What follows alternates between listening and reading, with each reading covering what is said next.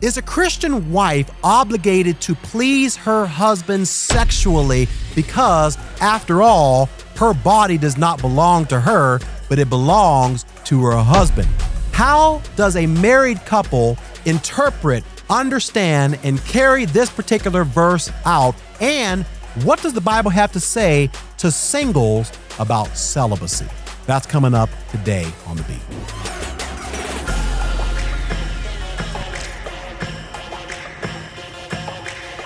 Hey, my friend, welcome back to another video inside of this series, Church Gone Wild, a modern day look at the wildest church ever.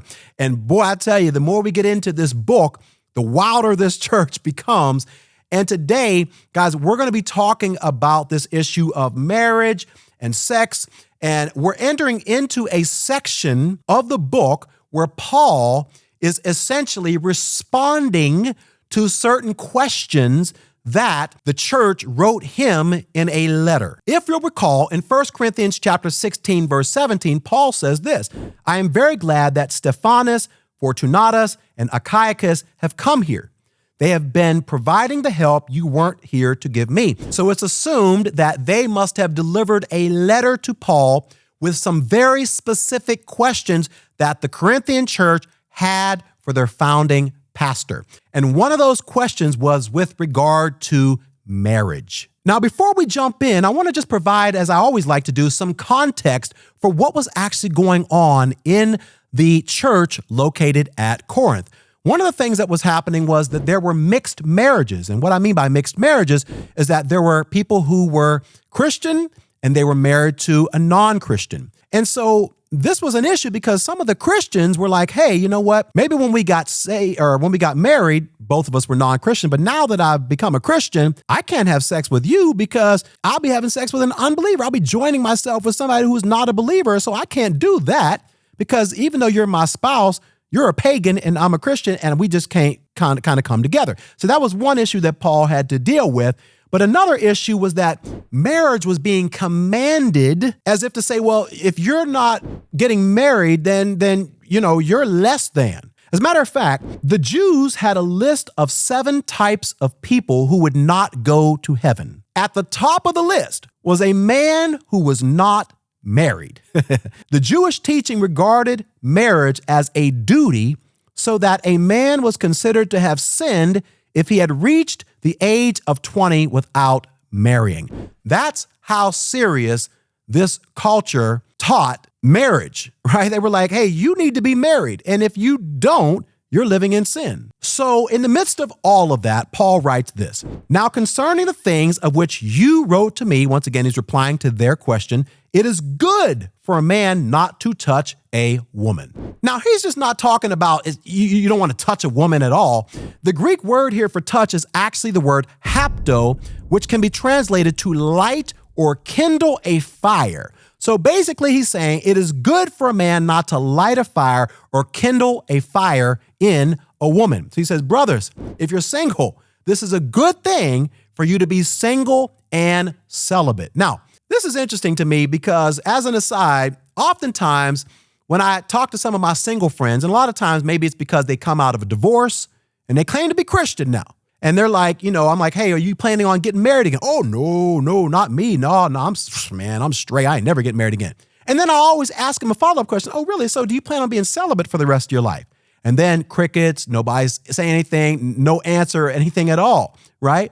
And so that leads me to believe that they believe that there must be a third option, right? It's the idea of, okay, well, I don't want to be single and celibate, God forbid, I'm only 32 or 35, but I don't want to be married, so now I'm going to go with this third option. I'm just going to be single, and I'm just going to fornicate for the rest of my life. Guys, that is not an option. Paul does not give us the option for those who want to be single to just be able to fornicate for the rest of your life. No.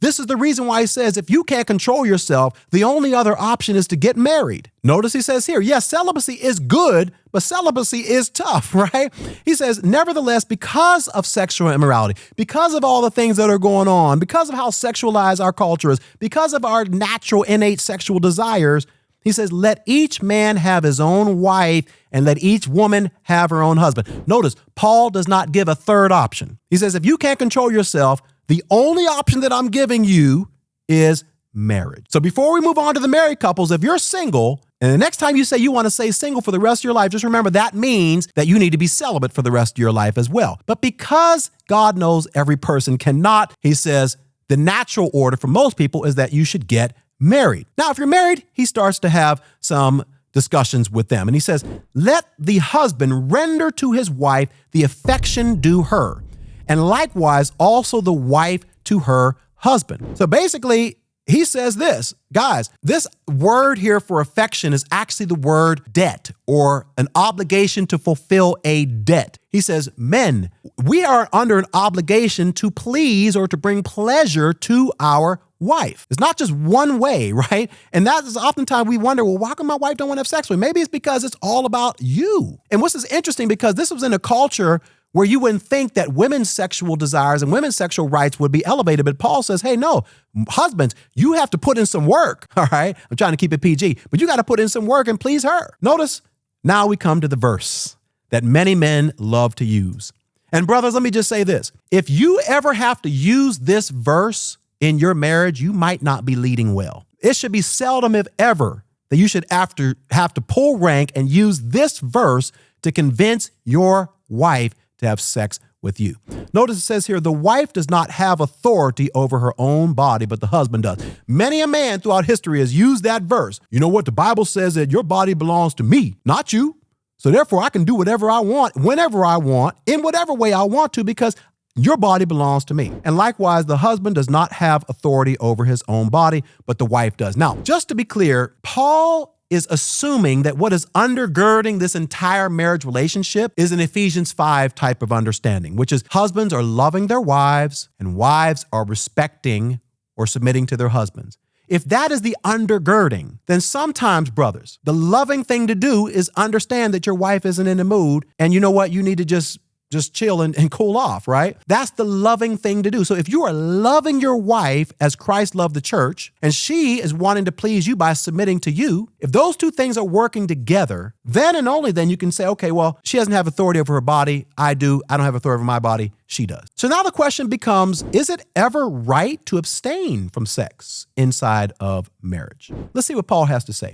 He says, first of all, number one, if you decide to abstain in your marriage, it has to be with consent. He says, do not deprive one another except with consent. Now, the Greek word here for consent or agreement is the word symphonos, from which we get our English word for symphony or harmony, right? It's an agreement. They're playing together. Everybody's doing something that's a team, right? It's not everybody doing whatever they want to do.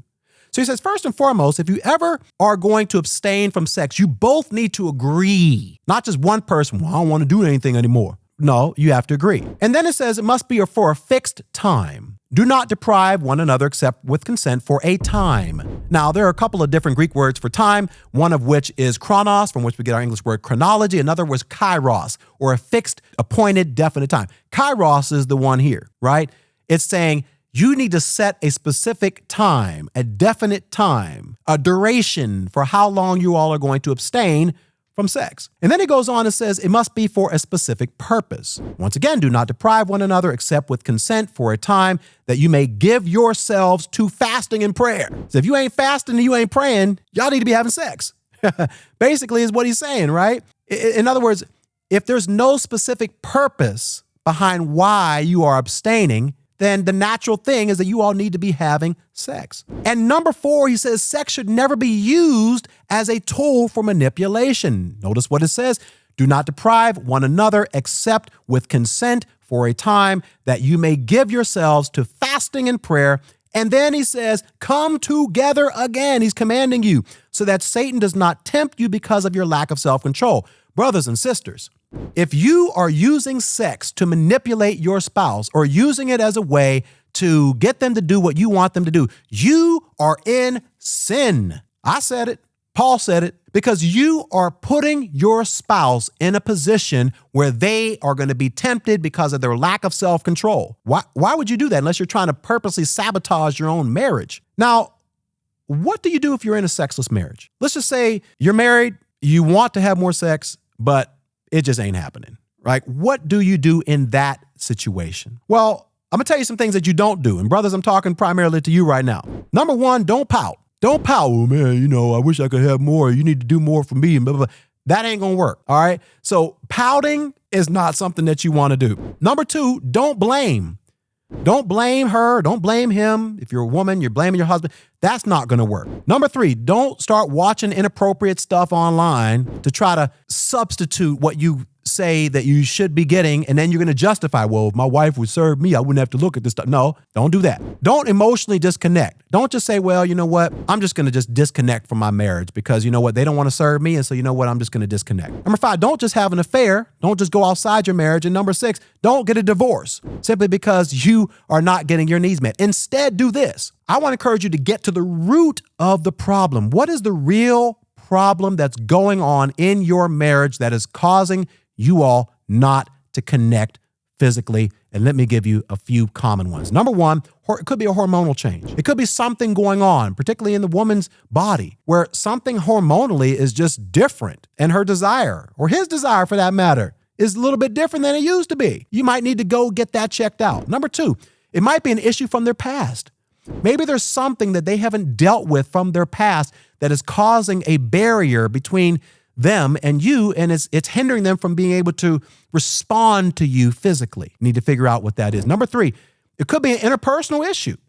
You're just not emotionally connected. And so this person is not feeling close to you because you haven't spoken to them, you haven't talked to them, you haven't appreciated them, you haven't really been romantic, you haven't really done anything that has put them in the mood to even want to be next to you, let alone want to have intimacy with you. So that could be a problem. Or, as I mentioned earlier, it could just be one-sided sex where they don't feel prioritized. Brothers, let me ask you, how excited would you be to have sex with your wife if every time you knew you weren't going to get anything out of it, you're just going to be sit there to please her? Well, guess what? Many a woman feels that way, that, you know what, it's all about him and it's never about me. And so as a result, I'm not really excited about this because I know when he comes, my way, it's going to be over real quick and it's going to be about him and I'm not going to get anything out of it. That might be one of the reasons why she isn't responding to you. Or it could be self-image issues. Maybe a person's body has changed and they're not confident in who they are. They're not as confident as they used to be. And as a result, they're having trouble engaging in that type of intimacy. And then the last one, we don't want to talk about this one because it could be a loss of attraction. It could be something that's going on physically that you just don't do it for them anymore. It doesn't mean that you can't. It means that maybe there's something, and I hate to be this blunt, but guys, somebody got to say it, right? There could be something going on where if you get down to it and you start talking for real, and it's hard to have these hard conversations, it could be the fact that there's something physically that is turning them off. Where you used to turn them on, but something has turned them off. Maybe you let yourself go. I don't know what it is. But these are the types of conversations that married couples need to have if you find yourself in a sexless marriage. So we're going to be in chapter 7 of 1 Corinthians for a very, very long time because in this chapter, Paul deals with married couples, he deals with singles, he deals with divorce, he deals with remarriage, and all sorts of other things. So put your seatbelt on. It's going to get a little bumpy. We're going to be here for a little while. Hope you're enjoying this series as much as I am. If you are, do me a favor, press that like button. Share this series with a friend. Let them know that we're going through the book of 1 Corinthians here on The Beat. I hope you enjoyed this video. If you haven't subscribed yet, go ahead and subscribe. Also, we have an amazing online community that I would love for you to join so that you can get connected with other believers. We want to make this the #1 community online for all Christians. Also, if you want to learn how to study the Bible and go deeper in your Bible study, I've got an amazing course called the Bible Studies Toolkit, which will really show you how to go deeper in your walk with God. I'll put a link to all those things in the description box below. I'll see you in the next video. Bye for now.